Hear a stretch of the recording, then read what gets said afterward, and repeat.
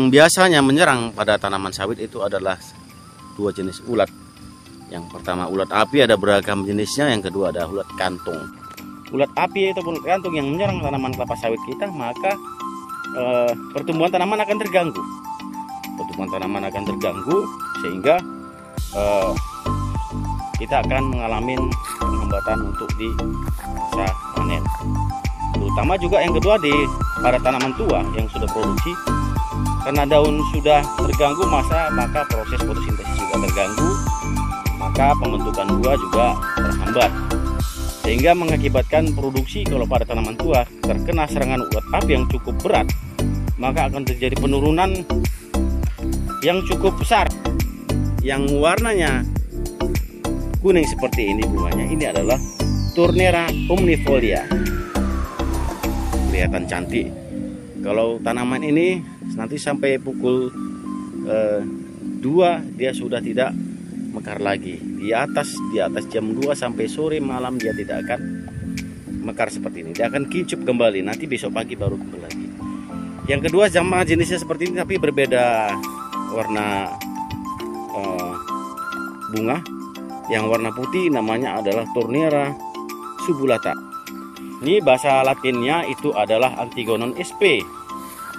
Nah, ini merambat biasanya, dan ini juga istilahnya dalam umum yang setahu kita pahamin, ini adalah namanya tanaman air mata pengantin. Assalamualaikum warahmatullahi wabarakatuh, pemirsa sahabat tani sawit.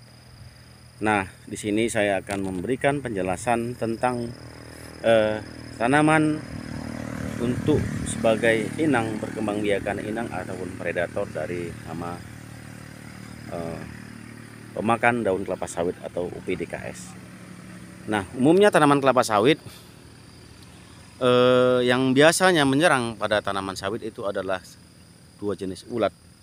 Yang pertama ulat api, ada beragam jenisnya. Yang kedua ada ulat kantung. Ulat kantung dia menggantung di daun, di bawah daun, kemudian seperti dia memiliki rumah, sehingga dalam pengendalian biasanya kalau ulat kantung itu begitu sulit, karena begitu kita melakukan pengasapan dengan fogging, maka dia akan bersembunyi di dalam rumahnya.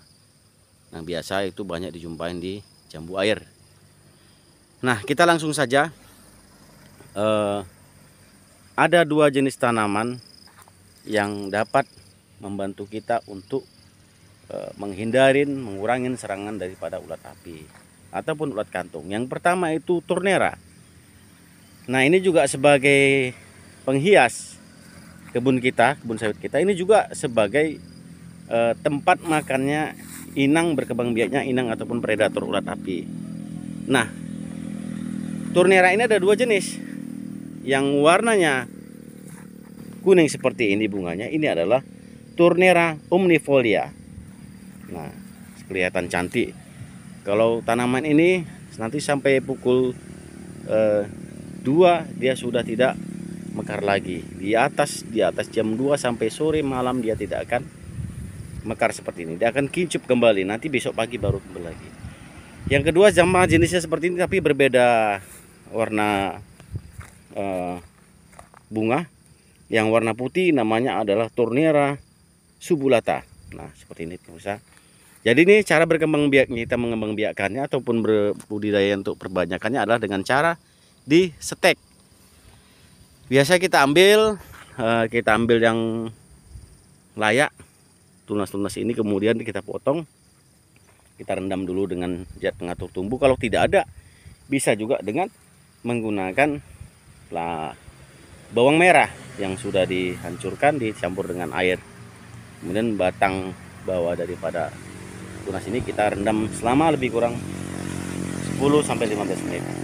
Nah, itu yang pertama jenis Tournera. Yang kedua adalah kita lihat yang ini sifatnya menjalar. Kalau Tournera ini dia memanjang ke atas dan kelihatan seperti cantik. Nah, kita lihat di depan pemirsa. Ini adalah salah satunya yang juga menjadi tempat inang berkembang biaknya predator daripada ulat api ataupun ulat kantung. Nah, ini di depan kita ini nampak cantik. Ini bahasa Latinnya itu adalah Antigonon sp. Nah, ini merambat biasanya, dan ini juga istilahnya dalam umum yang setahu kita pahamin, ini adalah namanya tanaman air mata pengantin. Namanya sudah air mata pengantin. Nah, kita lihat pemirsa, begitu senangnya serangga itu untuk datang menghidap madu yang ada di bunga ini. Kita lihat kan ya. Nah, seperti inilah sebagai tempat makannya predator tadi ini. Ini sebenarnya bukan predator, ada yang jenisnya itu yang nggak kelihatan dengan kita. Nah, kumbang yang biasa aja, serangga yang biasa sudah datang, apalagi yang sebagai predator tadi. Nah, ini bagaimana cara memperbanyaknya? Ini cara memperbanyaknya biasanya dia menggunakan biji. Nanti setelah ini nanti tua, nah, kita lihat serangganya. Setelah nanti ini tua akan muncul biji yang keras, maka dari biji inilah kita semaikan kembali. Kita semaikan, kita perbanyak. Nah, seperti ini pemirsa. Inilah jenisnya. Ada 2 jenis tanaman untuk sebagai inang daripada daun pemakan ulat memakan daun kelapa sawit. Kalau ada ini, kita bisa mengantisipasinya. Karena setahu kita, daripada pemakan ulat api ataupun kantung yang menyerang tanaman kelapa sawit kita, maka pertumbuhan tanaman akan terganggu. Sehingga kita akan mengalami penghambatan untuk di masa panen. Terutama juga yang kedua pada tanaman tua yang sudah produksi, karena daun sudah terganggu maka proses fotosintesis juga terganggu, maka pembentukan buah juga terhambat, sehingga mengakibatkan produksi kalau pada tanaman tua terkena serangan ulat api yang cukup berat, maka akan terjadi penurunan yang cukup besar.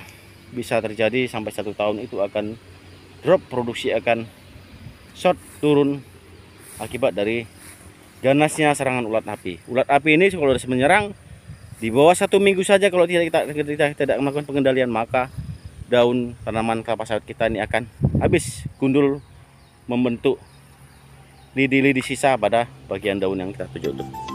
Nah, demikian pemirsa, inilah saya tunjukkan tanaman hias juga tanaman sebagai tempat berkembang biaknya predator daripada ulat pemakan daun kelapa sawit atau UPDKS.